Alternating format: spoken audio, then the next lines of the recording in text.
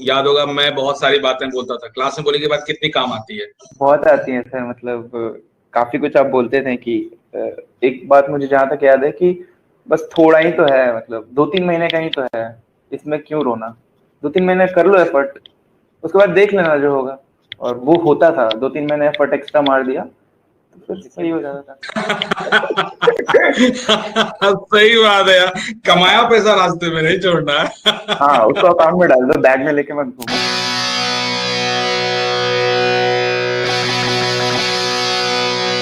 Hello hello अमन, आप सभी का सक्सेस स्टोरी में स्वागत है। और आज मेरे साथ अगेन एक नए चैंपियन को मैं आप लोगों से मिलवाऊंगा, और वो है मिस्टर अमन। हाँ, थोड़ा मिस्टर लगा देना चाहिए, तो इज्जत अब देना पड़ेगा भाई, आदमी थोड़ा बड़ा हो गया है। तो जितने भी अमन के जूनियर्स हैं वो लोग सब ध्यान से सुन लो। एक बंदा तुम लोगों से मिलने आया, और वो आईटी कानपुर से अपनी पढ़ाई पूरी करके अभी जॉब भी कर रहा है, और साथ में सोसाइटी के लिए बहुत कुछ कर रहा है। क्या कर रहा है ये सब अमन ही बताएगा। तो अमन, कैसे हो? अच्छा हूँ सर, आप कैसे हैं? मैं बिल्कुल बढ़िया हूँ अमन। और अभी अभी फिलहाल लॉकडाउन में कहाँ क्या कर रहे हो? फिलहाल अभी एट प्रेजेंट तो मैंने ज्वाइन कर लिया है, मतलब एक कंपनी में। सो अच्छा। वर्क फ्रॉम होम चल रहा है हम लोगों का, बट इससे पहले पूरे 6 महीने में काफी कुछ किया हम लोगों ने। लाइक अभी कॉलेज हम्म। खत्म हो चुका है, वी हैव बीन ग्रेजुएटेड। और जस्ट अभी मैं सी ऑफ करके आ रहा हूँ कॉलेज को, सामान वगैरह निकाल लिए। तो सही सही अब सही अब अगले स्टेज पे आगे बढ़ चुके हैं, लेट्स सी क्या होता है। बट सही सही। मुझे आप बताओ, अपने अपने जूनियर्स को बताओ कि अमन ने कैसे, मतलब कहाँ से शुरुआत हुई अमन की पढ़ाई की, from 11th 12th and then IIT का सिलेक्शन का, कुछ अपने बारे में समराइज करके थोड़ा सा।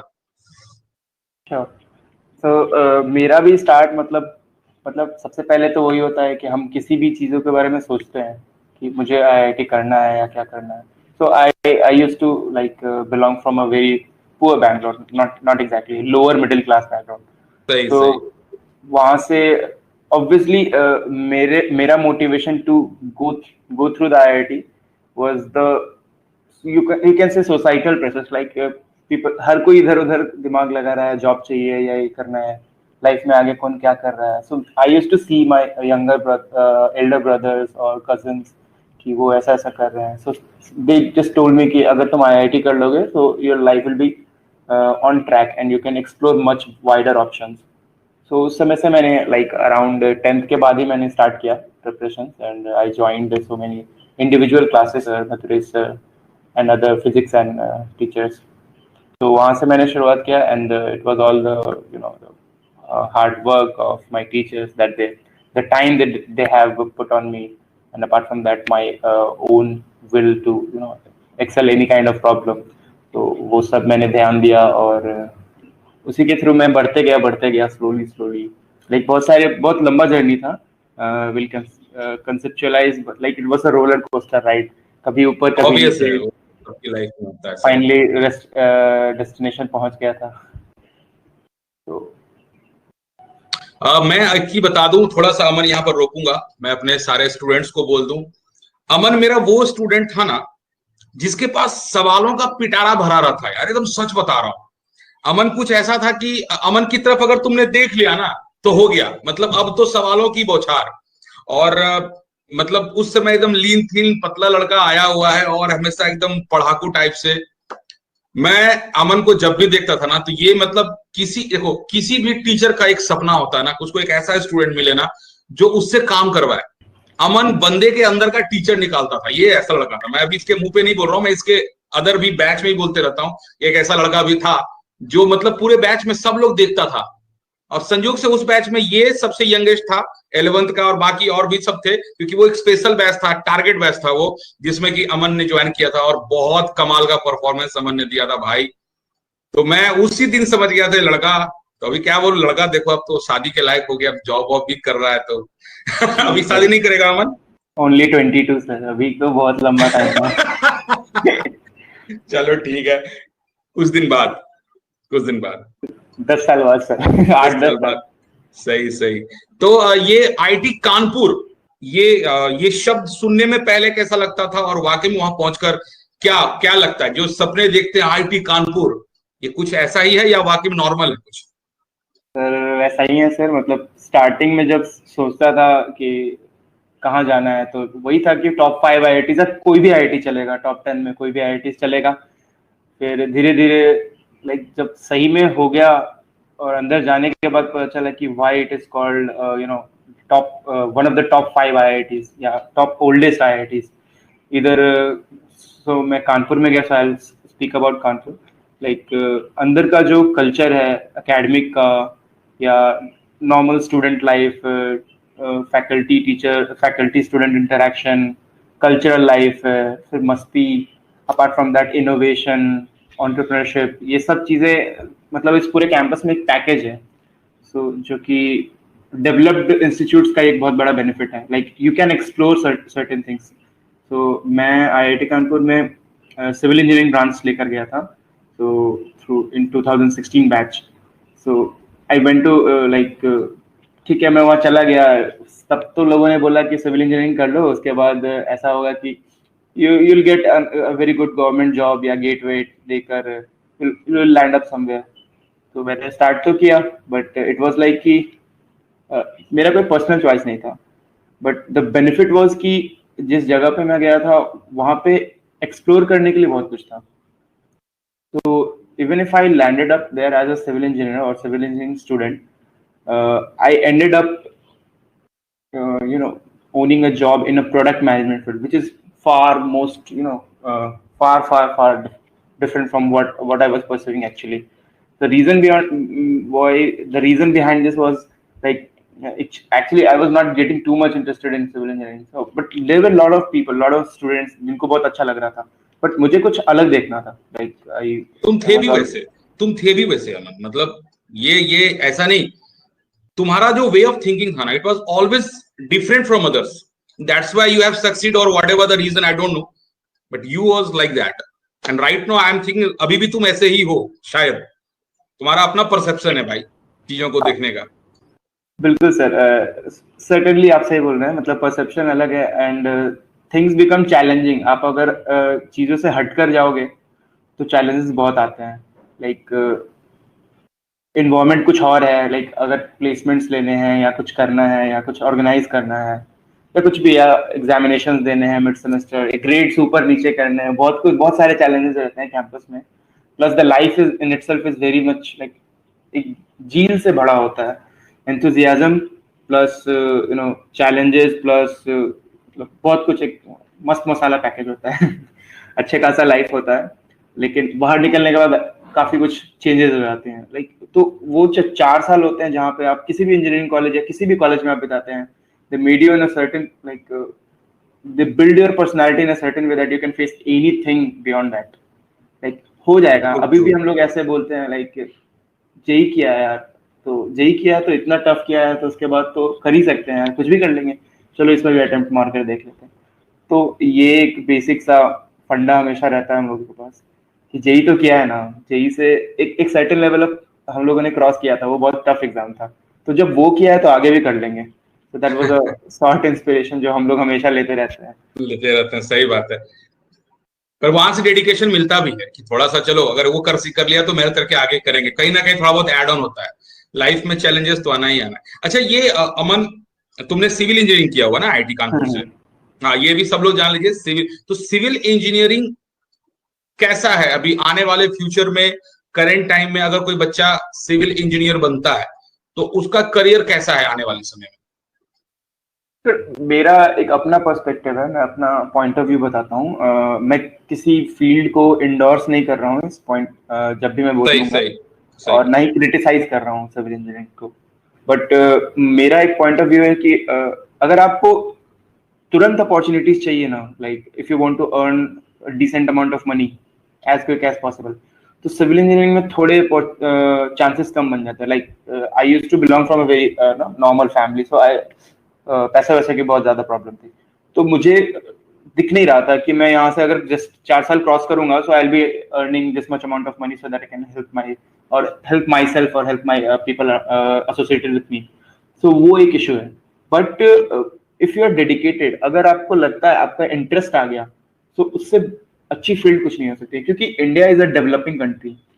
हमारे पास आने वाले समय में अगर मैं पटना में रहता हूँ तो मेरे 1 किलोमीटर के रेडियस में सिर्फ और सिर्फ कंस्ट्रक्शन ही हो रहे हैं।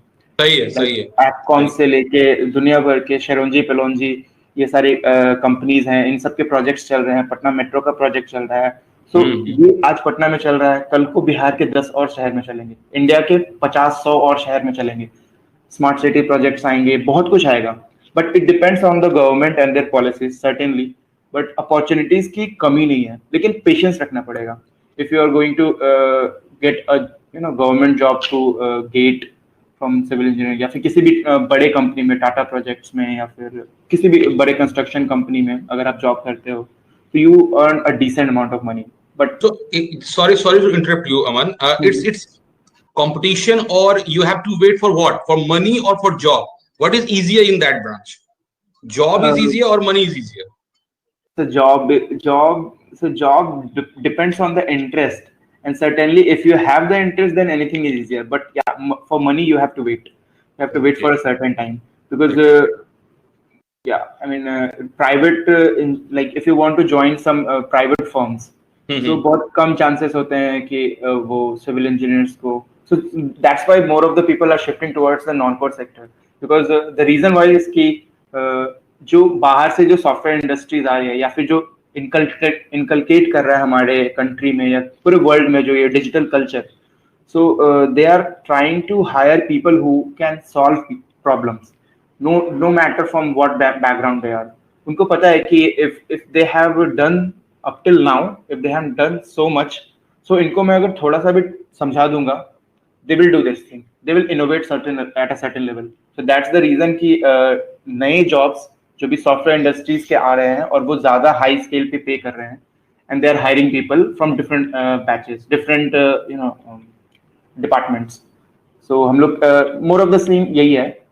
तो मेरा जो इसमें कंसर्न है, मान लीजिए आज मुझे कोई स्टूडेंट आके बोलता है कि सर मैं आईआईटी कानपुर में मुझे एक सिविल ब्रांच मिल रहा है, और वहीं पर सर मेरे एनआईटी स्कोर के आधार पे मुझे किसी दूसरे कॉलेजेस में कोई दूसरा ब्रांच मिल रहा है जो कि सपोज कंप्यूटर मिल रहा है, एक एग्जांपल दे रहा हूं, तो मैं as a student IIT Kanpur prefer करूंगा, या वो कोई छोटा सा कॉलेज जहां पर कि मैं कंप्यूटर के लिए जा रहा हूं, कंप्यूटर साइंसेस के लिए, वो प्रेफर करूंगा? क्या बेटर होगा मेरे लिए? सर वी लाइक एक हम लोग जब ये क्वेश्चंस आते हैं लाइफ में, किसी भी स्टूडेंट के लाइफ में, मेरे पास हर साल आता है। तो वो स्टूडेंट उस पॉइंट पे खड़ा रहता है ना, जहां से उसको दो रास्ते चुनने होते हैं, एंड आगे जाने के बाद दोनों रास्ते टर्न हो जाते हैं अलग अलग डायरेक्शंस में. सो यू डोंट नो कि व्हाट इज बियॉन्ड दैट. वो टर्न तक आपको सब कुछ दिख रहा है, and most of the people decides कि हमें ये करना है उस टर्न को देख के. अगर आप आईआईटी के या किसी भी टॉप आईआईटीज में सिविल लेते हैं, या किसी नॉन सीएसई ब्रांच लेते हैं, सो बेनिफिट ये है कि आप वहां पर, ठीक है, you have to survive 4 years. अगर आपको इंटरेस्ट आ गया उस ब्रांच में, तो you will be doing lot of that, like research कर रहे हो, आप फॉरेन जा रहे हो, दुनिया भर के प्रोजेक्ट्स कर रहे हो, you will be earning lot of money. that's another thing. But वो होता है कि बहुत ज्यादा कॉम्पिटिटिव हो जाएगा. लेकिन apart from that you have opportunities. Opportunities are like कि जितने भी बड़े बड़े फर्म्स आते हैं वो सारे आईआईटीज में आते हैं, मैक्सिमम वो सब लोग आ जाते हैं, ठीक है.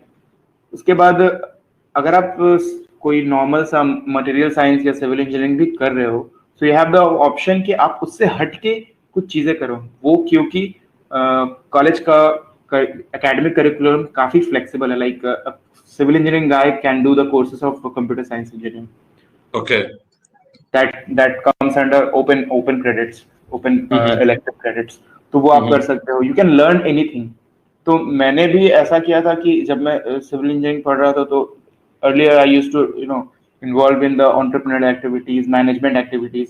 फिर मैंने थोड़ी बहुत कोडिंग भी की थी, सीखी थी चीजें कि how things are being done, like and then after all मैंने प्रोडक्ट मैनेजमेंट के फील्ड में थोड़ा सा पढ़ाई किया, और तो सिविल इंजीनियरिंग से ऑल ऑफ सडन मैं पूरे बिजनेस स्टडीज में आ गया.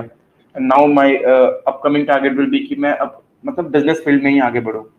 सो you have this much flexibility, जो लोग नॉर्मली नहीं सोचते हैं कि अच्छा ये बंदा इसमें गया और इसमें कैसे चला गया. तुम वर्सटाइल हो जाते हो, वहां जाकर तुमको और भी अपॉर्चुनिटी दिखने लगती हैं धीरे धीरे। बिल्कुल, you will choose whatever you want. You, तो if you have the will. if Aman, if I would like to ask you again same question, right now you have just cracked IIT and now you have got right now after completion of your 4-year course, right now you have got again your IIT Kanpur chance with civil engineering, and again you have got some another NIT colleges with computer sciences. अभी अमन कहाँ जाएगा फिर से अगर मैं पूछूं तो? Sir एक सेकंड पार्ट मैं इसको कंप्लीट करना चाहता हूँ। हाँ. तो ये मैंने एक फेज बताया जो कि अगर आप नॉर्मल टॉप कॉलेजेस को चुनते हैं और डिस्पाइट ऑफ द ब्रांच, लेकिन अगर आप किसी भी एनआईटीज या अच्छे एनआईटीज में सीएसई चुनते हो तो उसके बहुत ज्यादा अपने फायदे हैं। लाइक डिपेंड करता है फॉर सीएसई और कोडिंग टाइप जो फील्ड्स हैं, इसमें बहुत ज्यादा external exposure matter नहीं करता, I feel, because at the end of the day you will be hired by a firm and you'll have to work or you will be innovating things actually. So वहाँ पे straight forward जो companies आएंगी they will be picking you up. So बहुत ज़्यादा चीजें balance हो जाती हैं। मतलब you can't compare, अगर आपने थोड़ा effort इधर डाल दिया तो it will go up, अगर थोड़ा effort आपने इधर डाल दिया तो it will go up. So it's almost the same in my opinion. So अगर मुझे ऐसा चांसेस मिलता है तो सिंस मेरा ये personal, I will B choosing for the IIT और बिग टॉप आईआईटीज, बिकॉज वहाँ पे पर्सनालिटी डेवलपमेंट बहुत अलग का होता है, आपके नेटवर्क्स बहुत बनते हैं, you basically live at a place where all the top people are there. So वहाँ पे आपकी लर्निंग का जो कर्व है वो अलग ही लेवल पे घूमता है। सर्टेनली देयर आर चैलेंजेस, मेरा भी यही मानना है। सही बात। लेकिन अगर आपको बहुत अच्छे किसी अदर कॉलेज में कंप्यूटर साइंस मिल रहा है, you are actually interested in writing codes and writing solving problems, तो आपको वहां पे भी जा सकते हो आप। Certainly you can go over there and you can just innovate anything, क्योंकि sir at the end of the day nothing matters, I personally believe. Money matters. Money matters. And that you can earn from anywhere. That's not a problem. Yeah, that's not a problem. Ultimately, it's satisfaction. You can say that also. Yeah, definitely, sir. If you are satisfied with what you are doing, since I was not satisfied with my civil engineering work or the academics, Yeah. so that's why I choose to switch. If I was doing computer science, certainly I would not have switched, because I know कि थोड़ा effort में मारूंगा ना तो आगे बहुत सारे opportunities पड़े हुए हैं। सो ये हो सकता है, यू कैन से कि अगर आप कोर ये नॉन कोर ब्रांचेस अगर टॉप कंप्यूटर साइंस अगर सेलेक्ट करते हो तो आपको स्विच मारने की जरूरत नहीं पड़ेगी, क्योंकि आपको पता है कि इसी के आगे थोड़ा एफर्ट मारने पे बहुत अच्छे अपॉर्चुनिटीज हैं। लेकिन सिविल या किसी कोर ब्रांचेस में ऐसा इशू है, एज इन की इंडिया में ऐसा इशू हो चुका है अभी कि आपको काफी एफर्ट मारना पड़ेगा, then you will have to take a normal job, क्योंकि बहुत ज्यादा कोर की कंपनीज आती नहीं है प्लेसमेंट्स में, और अगर आपको टारगेट करना है then you have to appear for other examination like GATE और आईईएस। तो आफ्टर दैट तो वो एक अलग लेवल हो जाता है कि आपको थोड़ा एफर्ट मारना पड़ेगा। तो वहां पे everyone is same again, so like आप इतना एफर्ट मार कर यहाँ तक आए हो, फिर आपको दोबारा एक नई जगह पे एफर्ट मारना, बट डेफिनेटली उसके बाद लाइफ काफी अलग हो जाती है। You are owning up some big responsibilities, that's the thing. तो सिविल इंजीनियर्स जो होते हैं, अगर ये मैं आईआईटी कानपुर के हिसाब से देखूं तो अगर इनका पैकेज, ठीक है मैं फर्म पर ही आऊंगा, अगर नॉर्मली कोई फर्म वगैरह आती है आपके कॉलेजेस में या कोई भी अपॉर्चुनिटी, तो पैकेज किस अराउंड रहता है इसका, मैक्सिमम टू मिनिमम?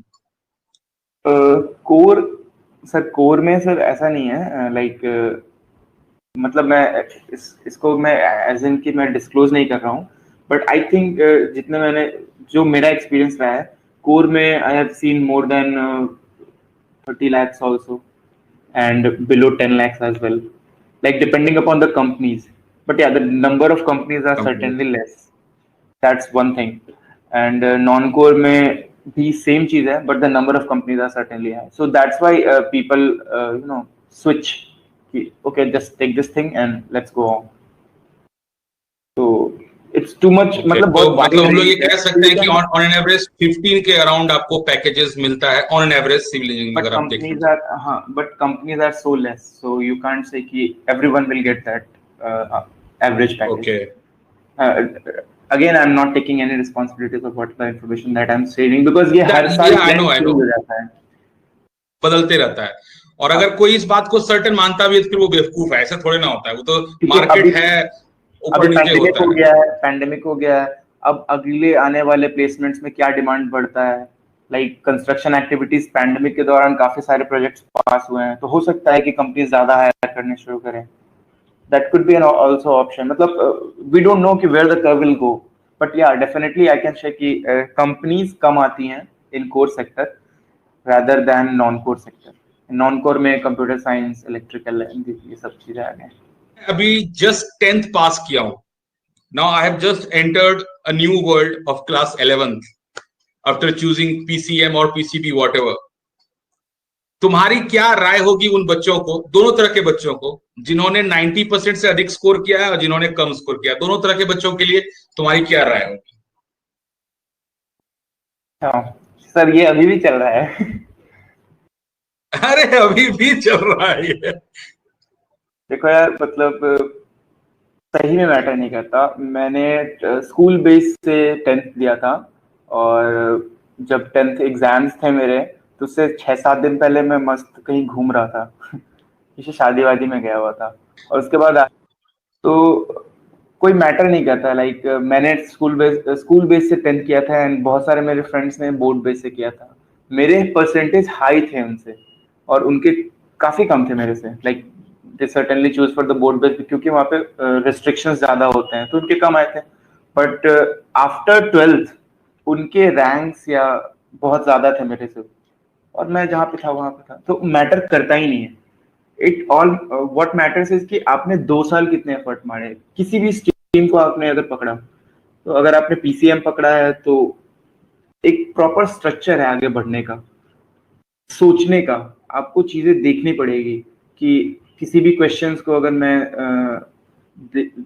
टैकल कर रहा हूँ, तो वो क्वेश्चन मुझसे क्या डिजायर कर रहा है, लाइक हाउ मच उसको एक सर्टेन टाइम में मुझे सॉल्व करना है, या फिर अगर 5 क्वेश्चन है तो मुझे एक सर्टेन फिगर्स चाहिए कि इस जल्दी मैं इसको सॉल्व कर सकता हूँ, या कितना सॉल्व करना है, या क्या बन सकता है, नहीं, like the selection of questions, selection of आपकी सोचने की शक्ति यहाँ पे मैटर करती है, और वो चीजें आपको 2 साल में डेवलप करनी होती हैं।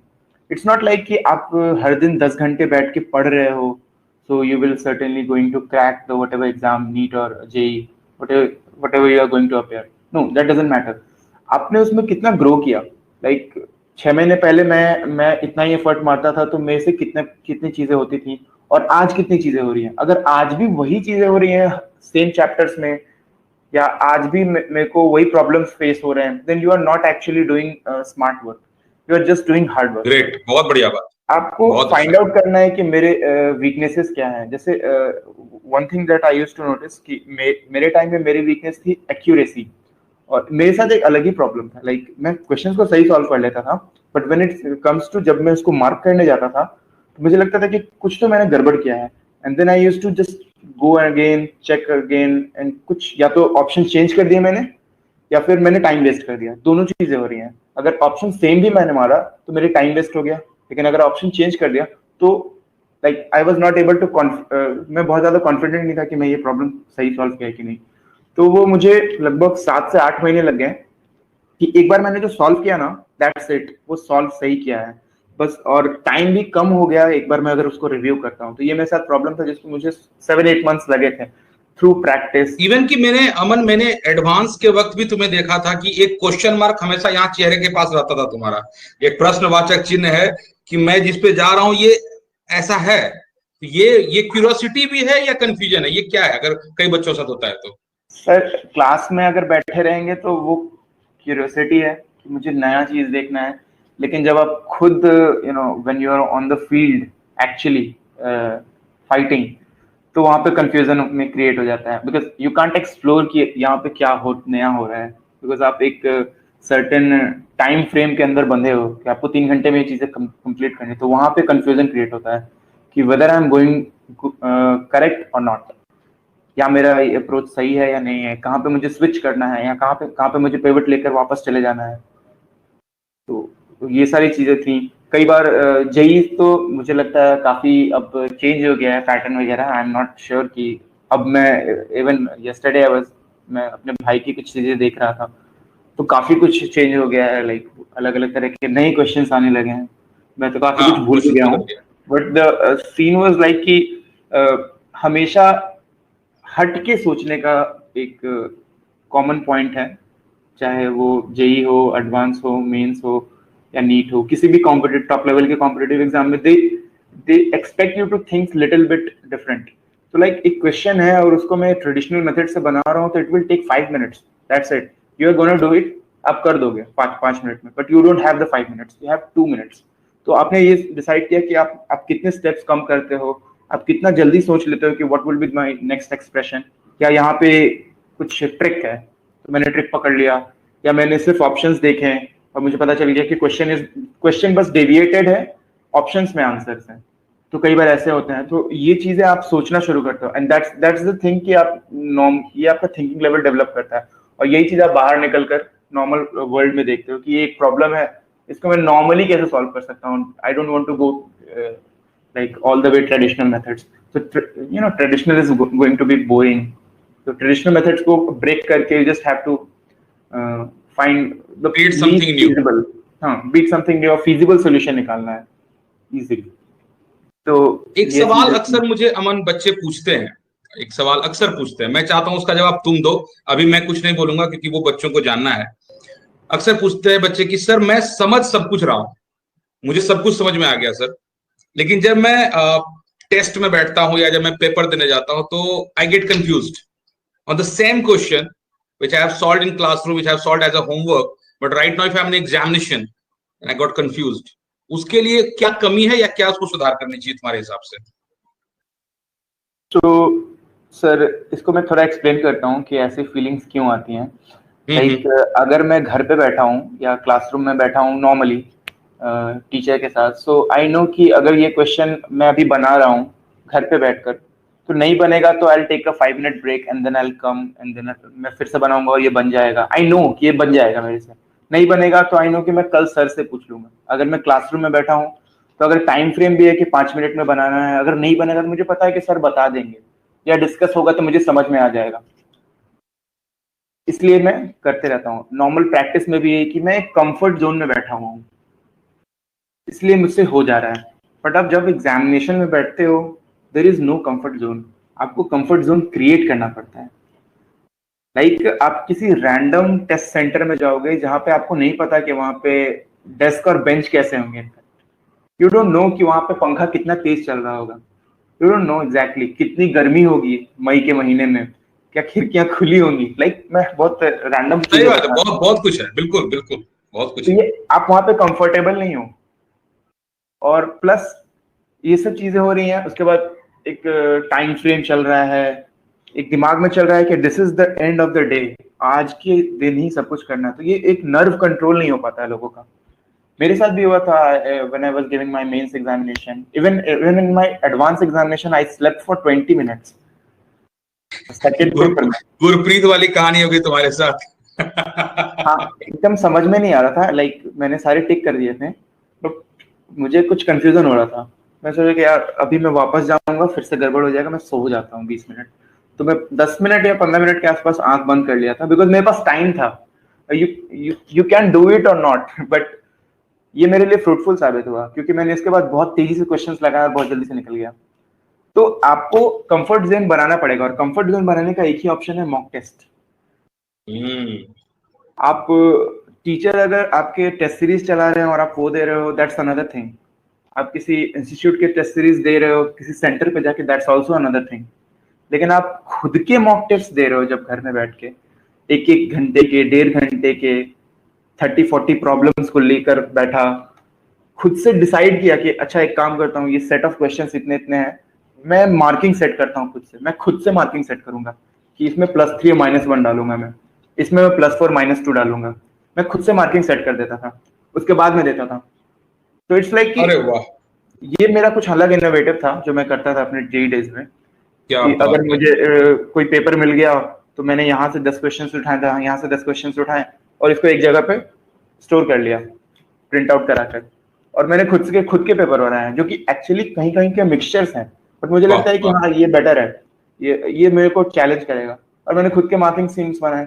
फिर ऐसे मैंने बहुत सारे मॉक टेस्ट दिए, जेई मेंस के दिए हैं, एडवांस के दिए, इवन मैंने बोर्ड्स के लिए भी दिए थे। मुझे पता नहीं था कि एक महीने में बोर्ड्स में मैं मैं इस पर जाकर आऊंगा, मैं इस पर आऊंगा, मैं थोड़ा बाद में आऊंगा, लेकिन बड़ा इंटरेस्टिंग तुम बोल रहे हो तो मैं सुन रहा हूँ, तो बोर्ड वाले पर भी आएंगे। तो ये मेरा तरीका था। मतलब इट्स लाइक कि कल को आप कहीं भी बैठे होंगे, वो आप अपना तरीका बताओगे, जरूरी नहीं कि ये आपको सूट करेगा, लेकिन मेरे को सूट करता था कि मैंने क्वेश्चंस मॉक टेस्ट बहुत सारे दिए हैं। इससे मुझे पता चलता है कि मेरी एक्यूरेसी कितनी स्ट्रांग हो रही है। मैं राइट डाउन करता था कि अभी मैंने इस बार 20 क्वेश्चंस बनाए हैं, 30 क्वेश्चंस बनाए हैं मेंस के लिए, और केमिस्ट्री में 30 में मेरा 25 सही हुआ है, 2 मैंने छोड़े हैं और 3 गलत हो गए हैं।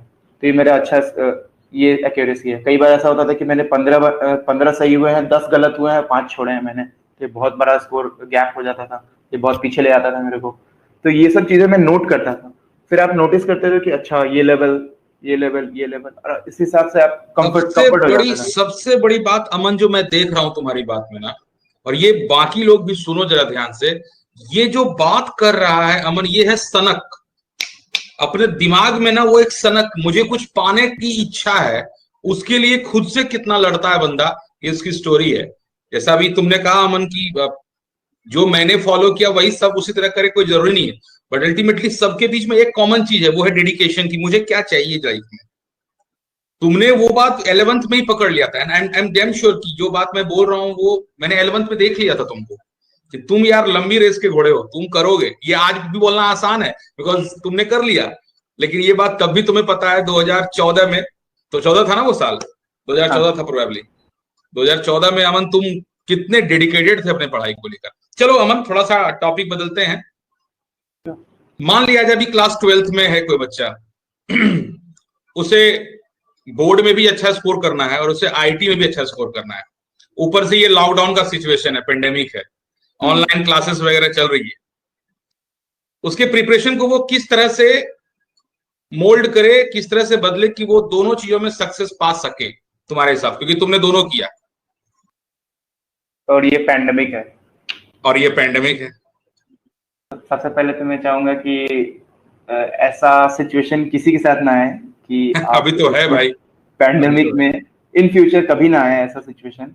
एंड जिनके साथ अभी ऐसा सिचुएशन है कि आप 12th में हो और आपके एग्जामिनेशन एक्सटेंड हो चुके हैं, एंड आप सोच रहे हो कि by the end of the this month मैं अपने कॉलेज में होता, you might have planned earlier, सारे प्लान्स चले गए, सारे प्लान्स गिरते हुए दिख रहे थे। सो डोंट फील लाइक कि ये आपके साथ हुआ, फील लाइक कि you have been chosen to face this. आपको चुना गया है, आप जहां पर हो 12th में हो, आपको चुना गया है कि आप इसको फेस करो, सही है। और आप यहाँ से निकल गए ना, you will be ultimate stronger. Like अगर मैं 16 बैच में था और सही मैंने ये बात। चीजें नहीं फेस की हैं, तो मैं 20 में अगर जो हूं ना, वो सेम चीज आप 24 में मुझसे 10 गुना ज्यादा हूं। I am not taking my example, एक रैंडम स्टूडेंट से आप 10 गुना ज्यादा बेटर हो गए, क्योंकि आपने बहुत अल्टीमेट लेवल डिफिकल्टीज फेस की। अब यहाँ पे इशू सबसे बड़ा ये आता है, तो स्टार्ट फीलिंग लाइक कि you have been chosen for this thing and you are going to do it, at the end of that day you are going to prevail it, that's it. Just keep the confidence कि ये सब चीजें होंगी। Upcoming time will be more disasters, like दुनिया में बहुत कुछ हो रही है। होता है, सही एंड बात।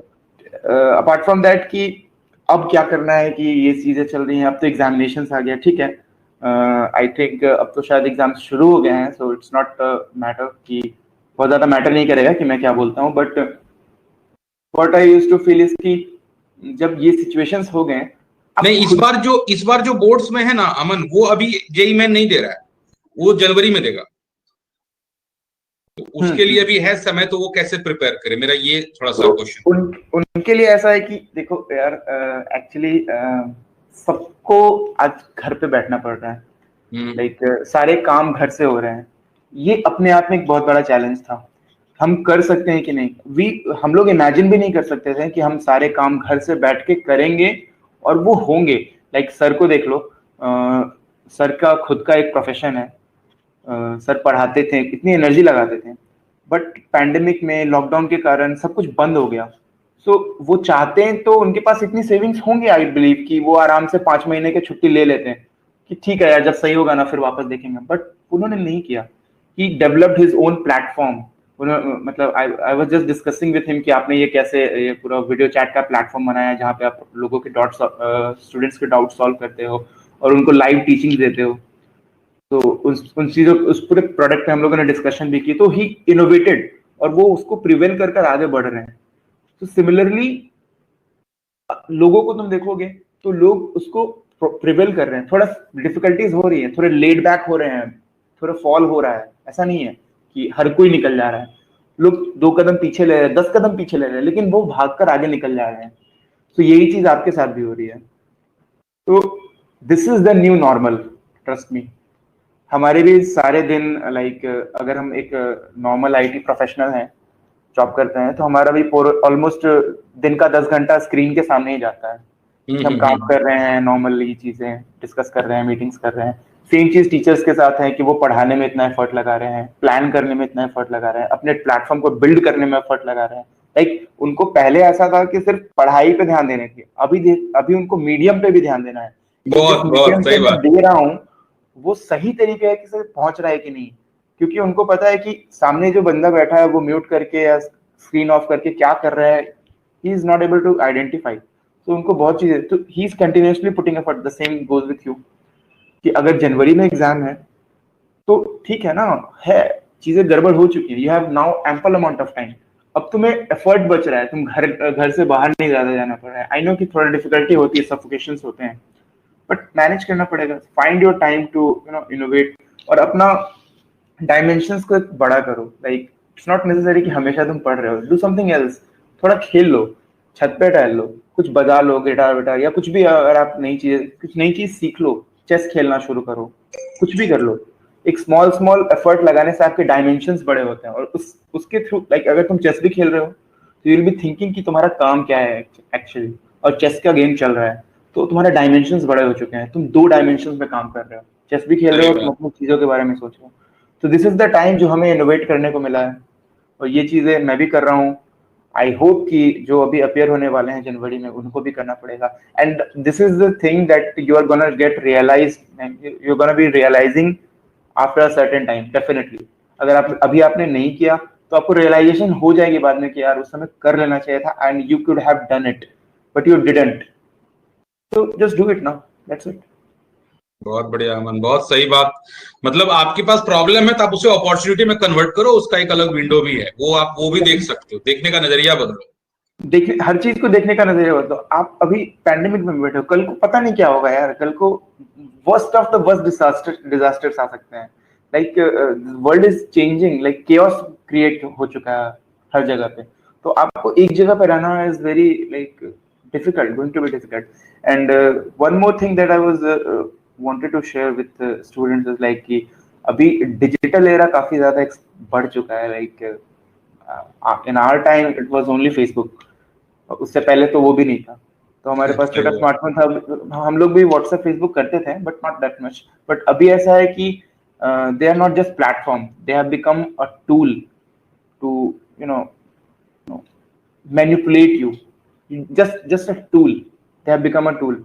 तो कुछ भी अगर ट्रेंड कर रहा है, like a normal person, normal student भी अगर दुनिया में क्या चल रहा है उससे अगर परेशान होने लगे तो वो उसको घाटा करेगा एक्चुअली। तो you choose what you want to seek. अगर अभी कुछ भी हैशटैग्स चल रहे हैं या कुछ भी ट्रेंड चल रहा है या टीवी पे रिपोर्टिंग हो रही है या सोशल मीडिया पे वही फैला हुआ है, तो वो इसलिए चल रहे हैं, just believe me, so that they can move you to a new civilisation. ये थोड़ा कॉम्प्लिकेटेड है, नहीं नहीं सही बात है, एबल टू लर्न, इतनी जल्दी समझ में नहीं आएगा। मैं ये देख रहा हूँ कि तुम बहुत ही सही और मैच्योर बातें कर रहे हो कि एक जो बच्चा अगर सुनेगा तो वो चीजों को कैसे अपॉर्चुनिटी में ले सकता है, ये बहुत ही इंपॉर्टेंट बात है। तो खैर अमन ये बताओ कि अभी अगर कोई बच्चा है और उसके पास सपोज सितंबर हो गया, और मैं ये मान के चलता हूँ कि भले ही पेंडेमिक है पर एग्जाम अपने समय पर हो, तो उसे अगर किसी खास सब्जेक्ट में दिक्कत है, फॉर एग्जाम्पल कोई बच्चा कहता है मुझे फिजिक्स में दिक्कत है, तो अभी से 4 महीने वो क्या कर सकता है 12th के बच्चों के लिए, खास करके उसके बोर्ड के लिए? क्योंकि ये मैं बहुत सारे बच्चों का सुन रहा हूँ, इसलिए मैंने कहा नहीं तुम भी इसका कुछ, क्योंकि बच्चे मुझे कह रहे हैं सर आपके सब्जेक्ट में तो चलो बहुत बढ़िया हो रहा है sir, but what about that subject, दिक्कत हो रही है बच्चों को। ठीक है। मैं अभी एग्जैक्टली कोर्स कैसा कोर्स है, क्या सिलेबस है, इस पे तो नहीं जा सकता हूँ, सेम बट ही आई है कैन जो तुमने पढ़ा सजेस्ट था। यू। हाँ, I can just suggest you an approach. Even जो मैंने पढ़ा था, मैं almost 90% of things I have भूल चुका फॉरगॉट, हूँ। भूल गया हूँ, या फिर I have to just take a new refreshment कि मैं उसको वापस से पढूं, सो दैट, बट वो मेरे किसी काम का नहीं है, because it is not going to help me in my further career, so that's not a problem. लेकिन एक अप्रोच मैं बता सकता हूँ, लाइक अगर आपको पता है कि आपके फिजिक्स में प्रॉब्लम है, देन यूर एक स्टेप आपने पार कर लिया है। मुझे तो पता भी नहीं था कि मेरी प्रॉब्लम क्या है, तो नवंबर में मैंने स्टार्ट शुरू किया ढूंढना कि अच्छा अब एग्जामिनेशन में बैठने से पहले मेरे को इस सब्जेक्ट में ज्यादा प्रॉब्लम होती है। तो वहां से मैंने प्रॉब्लम्स फिर चैप्टर्स सॉर्ट किए। तो आप अपने weak points, strong points, medium points बनाना शुरू करो। जरूरी नहीं है फिजिक्स में अगर 30 क्वेश्चन आते हैं, it's not necessary you are going to get solve 30। जरूरी नहीं है, लाइक जो जो सॉल्व कर देते हैं 30 ना, उनको प्रॉब्लम नहीं आती है at this point of time. अगर आपको प्रॉब्लम आ रही है, then you certainly you are not going to solve 30। तो आपको चुनना पड़ेगा कि यार मुझे 20-25 मारने हैं और सही होने चाहिए मैक्सिमम 90%। तो मैं क्या छोड़ सकता हूँ, क्या मेरा ग्रिप है कि अगर वो क्वेश्चन मुझे दिख जाए इस सब्जेक्ट का, इस टॉपिक का, तो कॉन्फिडेंस मेरा बूस्ट हो जाना चाहिए कि मैं तो उसको सॉल्व कर दूंगा। और अगर इवन इस तरह से आपको ट्रेन करना पड़ेगा कि अगर मेरा वो स्ट्रॉन्ग टॉपिक है बट मेरे से प्रॉब्लम नहीं सॉल्व हो रहा है, तो मैं बिना डिप्रेस हुए दूसरे टॉपिक में जंप कर सकूं, क्योंकि ये होगा। दिस इज, इसीलिए तो है ये एग्जाम, लाइक आपको समझना पड़ेगा। सही तो बात मैं है। अप्रोच बता रहा हूँ। तो आप मिनिमम टाइम में आप देखो कि कितना बच रहा है मेरा, कितना मैं कर सकता हूँ, किस लेवल पे मैं जा सकता हूँ, ये मेरी वीक पॉइंट्स हैं, इसको मैं छोड़ रहा हूँ, या इसको मैं थोड़ा बेसिक देख लेता हूँ कि इसके बेसिक प्रॉब्लम्स तो हो जाएंगे, जो स्ट्रॉन्ग पॉइंट्स हैं उसको थोड़ा और स्ट्रॉन्ग कर लूँ। तो अभी 5 महीने है, आपको खुद की स्ट्रैटेजी खुद से डिसाइड करनी पड़ेगी, खुद का पूरा best of the best effort देना पड़ेगा, टाइम देना पड़ेगा, चीजें समझनी पड़ेगी। And you are smart enough, you are around 17 to 18 years age. 17-18 साल के एक नॉर्मल बच्चे आजकल बहुत कुछ कर रहे हैं। तो आप छोटी सी प्रॉब्लम को पता कर सकते हो कि आपको कुछ ऐसा नहीं कि कोई बड़ा प्रॉब्लम सॉल्व करना है, आपको अपनी प्रॉब्लम सॉल्व करनी है कि मुझे क्या प्रॉब्लम है, किस सब्जेक्ट में प्रॉब्लम है, अब पता करना है कि क्यों प्रॉब्लम है। देन यू हैव तो उसके बाद तो रास्ते बने हुए हैं, आप टीचर से पूछो, बहुत सारे रिसोर्सेस हैं, बहुत सारे प्लेटफॉर्म्स हैं, अलग अलग जगह से सर्च करो, सब कुछ मिल जाएगा यार। Nothing is impossible, just you just have to have the will pass that. तो ये एक था सर। चलो बढ़िया, बहुत अच्छा अमन। और कुछ बताना चाहोगे अमन अपने बारे में? अच्छा हाँ, तुम कुछ सोसाइटी के लिए कुछ कर रहे थे, जरा उसके बारे में बताओ। चलो भाई, एक बात और बता दूं, इस पेंडेमिक में अमन ने एक बहुत ही अच्छा इनिशिएटिव कहो या इसने बहुत अच्छा वर्क किया सोसाइटी के लिए। क्या किया वो अमन खुद बताएगा कि किस तरह से इसने लोगों की हेल्प की इस कोरोना वायरस, इस लॉकडाउन में। बताओ अमन जरा सही है बच्चों को। तो एक्चुअली जब मैं होली की छुट्टी में आया था घर, मेरा लास्ट सेमेस्टर था और मिड सेमेस्टर एग्जाम्स के जस्ट बाद होली की छुट्टी हुई थी, so we couldn't go back. सो हमारे कॉलेजेस बच गए हैं, 2 महीने के हमारे कॉलेजेस ठीक है ऑलमोस्ट खत्म हो गए, हम लोग डायरेक्टली पास आउट हो चुके हैं। सो उस टाइम जैसे ही लॉकडाउन हुआ, so what I felt in in my city Patna was कि कोरोना कोरोना वायरस से प्रॉब्लम, उसका इन्फेक्शन अभी नहीं है, क्योंकि यहाँ पे इन्फेक्शंस बहुत कम आ चुके थे। हम लोगों ने थोड़ा मॉनिटर किया, मैंने खुद मॉनिटर किया कि what happened in Italy, what happened in US, कितने रेट से वो ऊपर जा रहा है, उसकी क्या, थोड़े बहुत टेक्निकल जाके। यहाँ पे प्रॉब्लम था बेसिक स्कैर्सिटी ऑफ फूड, लोगों के पास बेसिक चीजें नहीं है। लाइक हमने नोटिस किया कि ऑल ऑफ सडन रोड पे गाड़ियां चलनी बंद हो गई हैं। तो रिक्शा वाले, ऑटो रिक्शा वाले, ठीक है इनके पास तो ऐसा नहीं कि एकदम नॉर्मल लाइफ जीने वाले हैं, हाँ ये मंथली 30,000 कमाते होंगे, बट इनकी सेविंग्स जा रही हैं, ये काम नहीं कर पा रहे हैं, वी डोंट नो कि कब तक ये एक्सटेंड होगा। तो हम लोगों ने 4-5 स्टूडेंट्स जो कि इंजीनियरिंग और मेडिकल बैकग्राउंड से थे, कुछ पटना के थे, IGIMS के थे, NITs के थे, मैं खुद IITs का था, और एक दो बच्चे IIT के थे। हम लोग सब लोग एक जगह मिलके एक ग्रुप बनाया हम लोगों ने कि यार हमारे पास नेटवर्क है, we have been associated with so many people in our college and we know कि people will donate for the cause if we can we can assure them कि हम लोग एकदम ट्रू काम कर रहे हैं। तो हम लोगों ने थोड़ा बहुत स्टार्ट किया किसी दिन रोड साइड लोगों को हेल्प करने से। Then we created some platforms social media पे, बिकॉज वी न्यू कि हम लोग इतना पैसा खुद कंट्रीब्यूट नहीं कर सकते, we were not earning at that time, we were not earning at that time. तो हम लोगों ने सोचा कि हम लोग क्राउड फंडिंग से पैसे उठा सकते हैं। तो हम लोगों ने अलग अलग प्लेटफॉर्म्स बनाए, फेसबुक, ट्विटर, फिर लोगों से कनेक्ट करना शुरू किया। तो हम लोगों ने स्टार्टिंग में काफी सारे पैसे उठाए धीरे धीरे अपने कॉलेज नेटवर्क से, लोकल एरियाज से, जिनको लग रहा था कि हाँ ये यंग बच्चे हैं और ये they can actually do the work, वहां से किया। फिर आफ्टर सर्टेन लेवल जब हमने देखा कि 1.5-2 लाख हमने उठा लिया और इतना हम लोगों ने काम कर लिया, बट इसके बाद लाइक लोग अब एक सैचुरेशन आ गया था कि इसके बाद हमें नहीं मिल पा रहा था, बट प्रॉब्लम वेयर देयर। तो हम लोगों ने देखा कि हमारे जैसे और लोग कितने हैं जो काम कर रहे हैं पटना में। तो 2-3 ग्रुप्स हम लोगों ने फाइंड कर लिए, हम लोगों ने साथ में मीटिंग की, देन हम लोग साथ में हो गए, कोलैब कर गए। लाइक जब प्रॉब्लम्स होते हैं तो आपको एकजुट होना पड़ता है, तो हम लोगों ने वो किया। और टीम फिर वहां बनाते हैं, से सही बात। कोलैबोरेशंस, हाँ, फिर अलग अलग जगह से इवन हमें फॉरेन से भी पैसे आए थे, कई कई जगह डॉलर्स में पैसे आए थे। उसको हम लोगों ने यूटिलाइज किया। वाह। और अराउंड मतलब कोई ग्रॉस वॉल्यूम तो नहीं है, बट इट वाज लाइक कि मोर देन 550 फैमिलीज को हम लोगों ने हेल्प किया। और सैनिटाइजर ड्राइव्स वगैरह, उस समय सैनिटाइजर्स नहीं मिल रहे थे, अभी तो काफी मार्केट में आ चुका है, बट उस समय नहीं मिल रहे थे और उस समय उसमें जरूरत नहीं थी मिल रहा था, सही नॉर्मल लोगों की। तो हम लोगों ने खुद से सैनिटाइजर भी बनाया। अराउंड 2000 सैनिटाइजर्स हम लोगों ने बनाए थे 100 ml के बॉटल्स में। बॉटल्स हम लोगों ने एक्सपोर्ट किए हैं। बात। अरे वाह। बहुत बहुत सारा इनोवेटिव वाह वाह वाह। चीजें हम लोगों ने काम किया था। मतलब इट वाज लाइक कि हमें इनोवेटिव करना था, प्रॉब्लम्स को सॉल्व करना था, कॉस्ट देखना था कि एक एक बॉटल को बनाने का कितना कॉस्ट आ रहा है।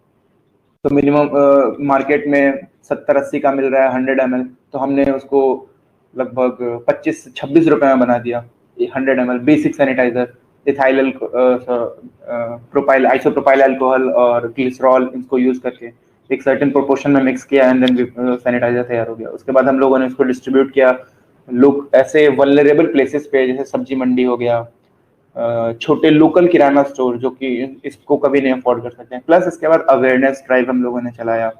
तो इट वाज लाइक कि हम 5 स्टूडेंट्स थे, स्टार्ट किया था, और 2 महीने के अंदर हम लोग अराउंड 40 लोग हो गए। और अलग अलग जगह पे पटना के ऑलमोस्ट 25 से 30 क्या इलाकों में हम बात लोगों है। ने काम किया। बहुत सारे ऑर्गेनाइजेशन से कोलैबोरेशन किया। अभी सिंस मैंने जो स्टार्ट किया था, अब तो हम लोग बंद कर चुके हैं क्योंकि अब हमारी प्रोफेशनल लाइफ शुरू हो गई है। बट कुछ ऑर्गेनाइजेशन अभी भी काम कर रही है, जैसे जनमन ऑर्गेनाइजेशन है जो कि दिल्ली में, पटना में बाढ़ पीड़ितों के लिए भी काम कर रही है अभी। तो हम लोग थोड़े बहुत एसोसिएटेड है, अपने हिसाब से टाइम देते रहते हैं। But that was very necessary कि आप एक सोशल एंगल रखें अपने सोसाइटी के लिए। बहुत ज्यादा इमोशनल भी बहुत नहीं होना बहुत चाहिए। इंपॉर्टेंट बात है कि तुमने तुमने इस समय भी कोशिश की। मैटर ये करता है कि तुम्हारे अंदर ये जज्बा अगर है तो एक अच्छे इंसान की ये खूबी बताती है। तुमने लोगों की मदद की, तो कहीं ना कहीं ये एक बहुत ही अच्छा मैसेज है जो सब लोगों को सुनना चाहिए कि अगर आप सक्षम ना भी हो तो भी आप सोसाइटी के लिए बहुत कुछ कर सकते हैं। कोई जरूरी नहीं कि आप सिर्फ पैसे वाले हैं तभी आप मदद कर सकते हैं। आप एक बार काम करना शुरू तो कीजिए, आपकी मदद के लिए बहुत लोग आगे आएंगे। और अमन ने बहुत अच्छा एग्जाम्पल सेट किया। चलो अमन, बहुत अच्छा रहा बातचीत यार, बहुत लंबा बात चल गया। बड़ा मजा आया, हाँ बहुत सर। कुछ सिखाया। कुछ और कहना चाहोगे आज के अभी 11th 12th के बच्चों को? कुछ मैसेज देना चाहोगे अमन? मेरा ये मैसेज है कि चीजों को सी डोंट ओन थिंग्स। लाइक अगर तुमने कोई अचीवमेंट ले लिया तो उसको अपने सर पे मत चढ़ने दो। लाइक कोई अच्छा काम भी कर दिया तो the things you own ends up owning you, वो तुम्हें खत्म कर देते हैं चीजें। तो just do things, move on, do something new, move on, explore, move on. और इस तरीके से you are going to get very good height. Like बस करते जाओ चीजों को, उसको बैग में मत भरो। तुमने जो किया उसको वहीं छोड़ो, फिर आगे निकलो। डेफिनेटली कमाए पैसे तो उसको अकाउंट में डाल दो, कितना है मेरे पास, लेकिन सही है। आगे बढ़ते रहो। कुछ अच्छे काम किए तो ऐसा नहीं कि हम बताते चले हर जगह, लेकिन हाँ, लोगों को इंस्पायर करो, अवेयरनेस फैलाओ, और you are going to be the future of this country. Young generation, क्योंकि हर 5 साल में जनरेशन चेंज होता है, तो आज से आने वाले 5 साल में एक नया शिफ्ट आएगा, नए तरीके से लोग सोचेंगे। तो कॉमन वही रहेगा कि कितनी एम्पैथी है आपके अंदर, और वो एम्पैथी आप सोसाइटी के लिए यूज करें, अपने काम के लिए यूज करें, फैमिली के लिए यूज करें। दैट्स इट, बेसिक सा मेथड है। क्लास में बोली गई, क्लास में बस मैं वही बोलूंगा बच्चों को कि थोड़ा सोशल मीडिया को चुनो, यू चूज कि what you want to see, like don't just go with the flow. The people like जो फोर्सेस हैं, they want you to show what they want to show. अगर तुम खुद से चुनोगे कि मुझे मेरा ये चीज है, लाइक मुझे नेटफ्लिक्स पे ये शो देखने हैं, या मेरे को ये एंटरटेनमेंट करना है, बट उसके अलावा मुझे सिर्फ अपना काम करना है, लाइक नॉर्मल चीजें मेरे काम को अफेक्ट ना करें, ये अगर तुम फाइंड आउट कर लेते हो इस पॉसिबिलिटीज को, या इसके सॉल्यूशंस तुम फाइंड आउट कर लेते हो, तो it's a fair when you are going good. That's it, और अच्छा होगा सब कुछ। बहुत सही, बहुत बढ़िया अमन। तो ये है अमन गुप्ता, आईआईटी कानपुर से इन्होंने क्या किया है, बीटेक किया है। किससे? तो सिविल इंजीनियरिंग से, और अभी प्रोडक्ट मैनेजमेंट से ये आगे अपने करियर को और बना रहे हैं, एक नया मोड़ दे रहे हैं। और सारे जूनियर्स को बहुत सारी बात, थैंक यू अमन मेरे प्लेटफॉर्म पर आने के लिए। वैसे तो जाहिर सी बात है, प्लेटफॉर्म पर वही बंदा आता है जो कुछ ना कुछ अचीव करता है। तो अमन तुमने बहुत कुछ किया है, एंड तुम पर गर्व है अमन। और आगे तुम ऐसे ही रोल मॉडल बनो बाकी से ही बहुत सारे बच्चों के, और जिंदगी ऐसी चलेगी। ठीक है, फिर से कभी मिलेंगे अमन। ठीक है, अभी काम करो। ओके बेटा, bye bye, bye take sir, care, bye. Thank you Aman, thank you.